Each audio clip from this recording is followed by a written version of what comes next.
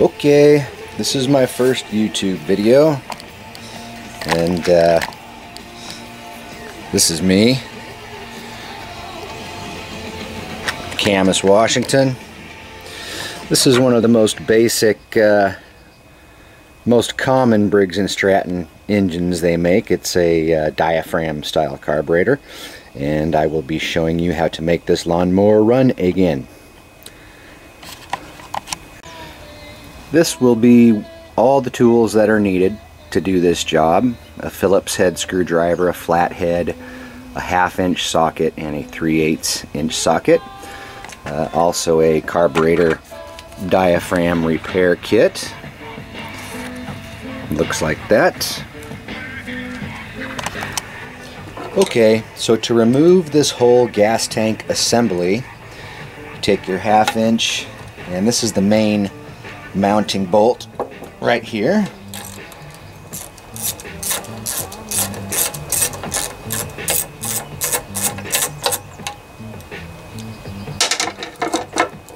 Go with the 3/8. This is the other mounting bolt over on this side.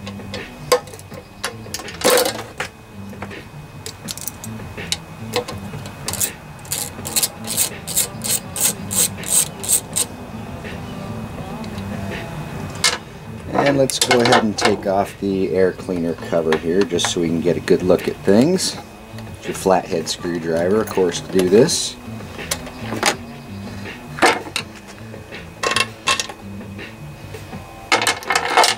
Alright, so this carburetor and fuel tank assembly can be removed now. Simply pull it out, and then you have to angle it to get the linkage off here. Can show you that. That's the linkage there, and you basically just have to rotate it like that to pull it off, and now it's free. So I thought this would be the best angle for this. Basically you just remove the Phillips head screws that are holding the carburetor to the fuel tank.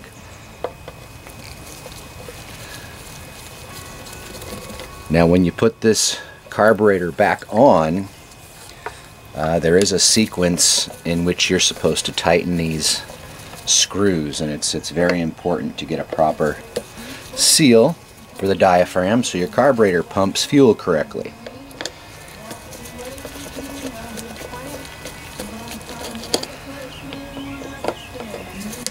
And once all of these are completely loose, we should be able just to lift this carburetor right off of here.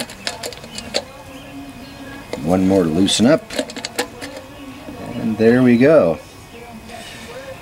And I don't know if you can see it, but if you look down in there, see all that crud down in there? All that brown sediment and whatnot. Oops. That is not good. So we will be cleaning out that thoroughly, as well as the inside of this entire fuel tank. So I wanted to show you this. Do you think this gas has anything to do with it? Look at the color of it. It is like putrid brown. Nasty, nasty stuff.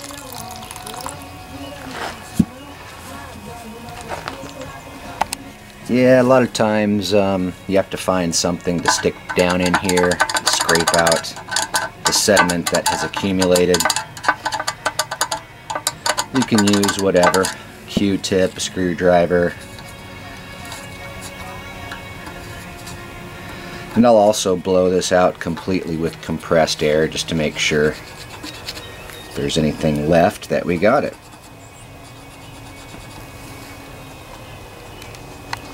So once again, the idea here is to get the inside of the gas tank and the whole carburetor mount area completely clean.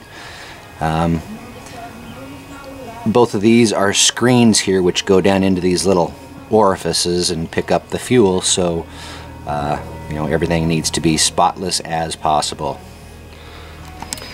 You'll also want to make sure that this little O-ring here, I don't know if you can see it inside the carburetor, Sometimes that gets stuck on the engine. This little white ring is just a plastic clip that snaps in place and holds that O-ring. So just be careful when you take it off and put it back on, make sure that it's still in place. And as I was saying, you want to make sure to blow everything out with compressed air.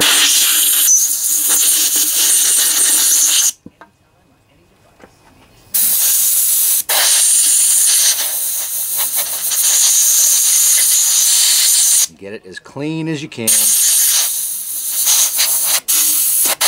If this screen here is noticeably dirty, it will pull off with a little effort, and you can clean that out too. But this one doesn't look like it's too dirty, so I think we're okay.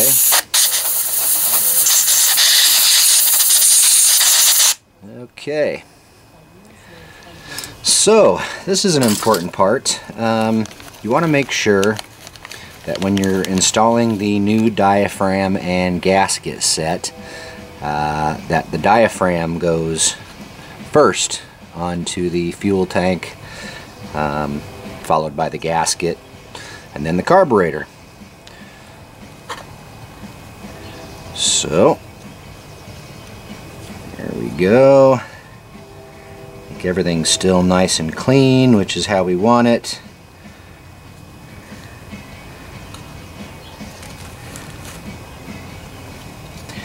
And there's different ways to assemble this, of course. You can assemble it onto the carburetor first and put the screws in. Sometimes that makes it a little easier to get everything together. But sometimes I like doing things the hard way too. So, here we go. Make sure everything's lined up and put this back into place. I'm going to clean off these screws too, so I'm not putting any unwanted gunk back into the fuel system here.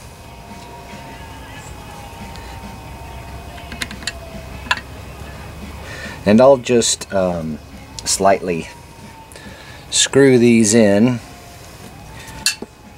And as well, we'll just forget that happened. As I said, we will got to tighten these in sequence to get a proper seal.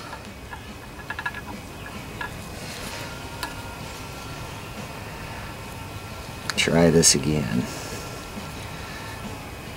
My workbench here is kind of modified so the camera can see it.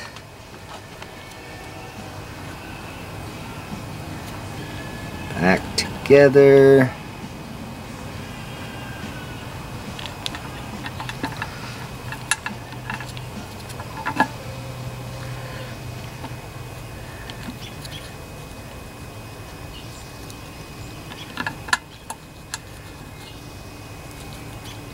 Make sure that gasket's lined up and in place.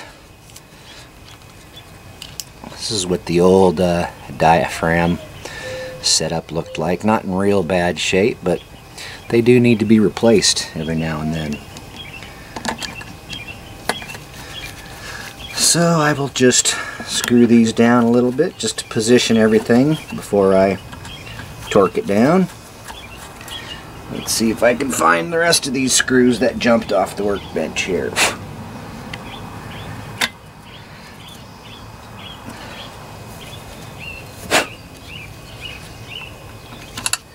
Once again, whenever you're dealing with the fuel system, you want to make sure everything is as spotless as possible, because one speck of something about the size of a speck of sand can cause troubles. So clean, clean, clean, folks. Okay, so a lot of times I will clean everything. I mean, the whole gas tank and everything. That just kind of helps prevent any stuff getting in there. But anyways, the tightening sequence, put it this way, is, let's see, we start on this one. can see that. Snug it down. And then this one,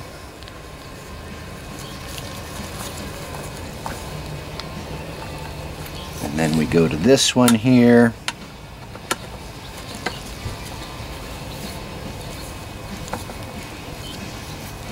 And then to this one here. And then to number 5 over here. And I just snug these down. It is a plastic carburetor, so you got to be a little bit careful. Once I have them all snug, I go through and give them one more little twist.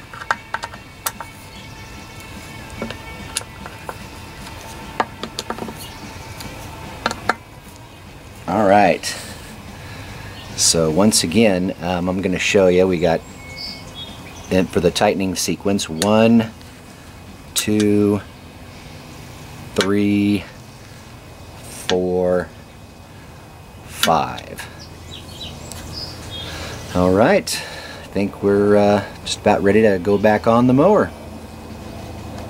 I just wanted to show you this nasty gas I pulled out of there. I showed you it was brown, but check this out. See that? That's water. After it sat for about 10 minutes, the water has settled out to the bottom. So that's another indication what was going on here. And it's an indication why we have a little bit of rust in the fuel tank. Okay, so here we are.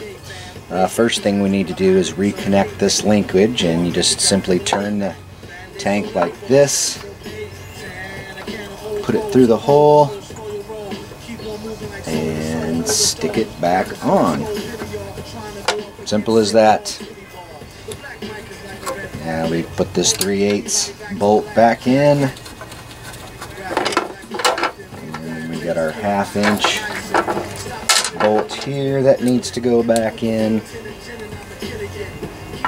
There's a spacer back in here. Sometimes you got to watch out, that can fall out, and you just need to make sure it's back in place before you tighten things up.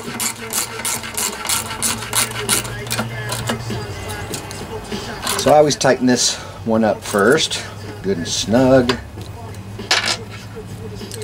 and then we go to this one.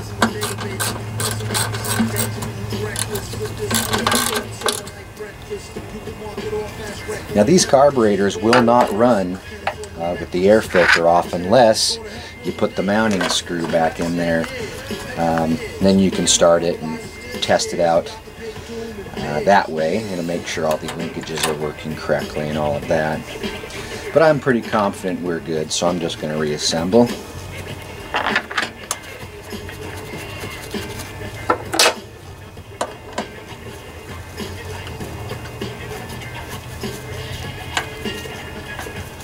And look at that. We're done.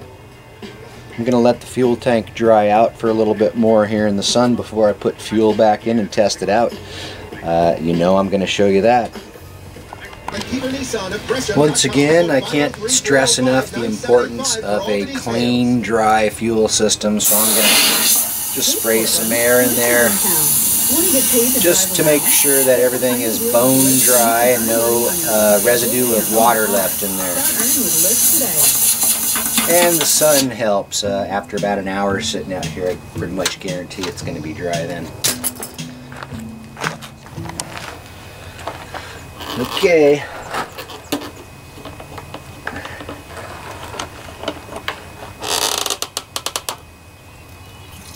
The moment of truth, you guys, or y'all, for all my southern friends. Oops. Always got to spill some gas. Alright. We recording? I hope so. Yeah. Alright. Alright, I can feel that there's fuel in there now. Let's test her out.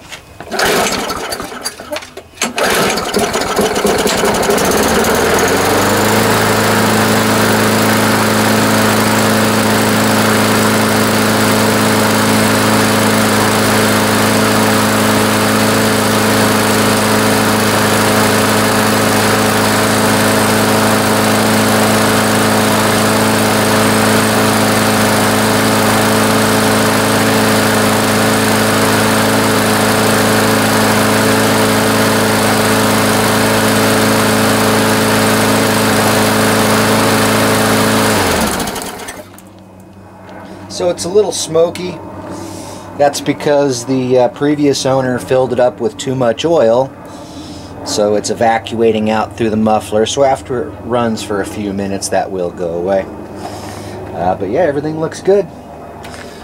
Don't forget who taught you.